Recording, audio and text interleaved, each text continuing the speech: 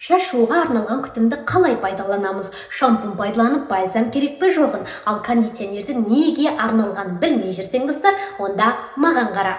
Шампуньның негізгі қызметі шашты кірден, майдан тазалау. Дұрыс естідің, ал сен бұл шашты ылғалдандырады, немесе дұрыс таралуына көмектеседі деп ойлап жүрсің бе?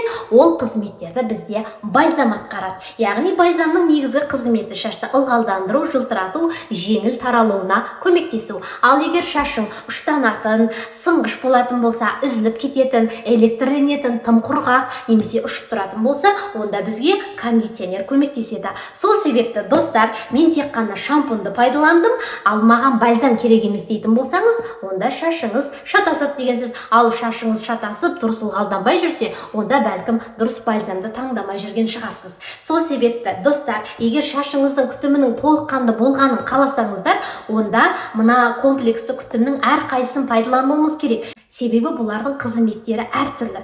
Тек қана шампуньды пайдалану немесе тек қана бальзамға сеніп жүру, бұл толыққанды күтім болып табылмайды. Есесіне шашыңыздан жақсы нәтиже көре алмайсыз.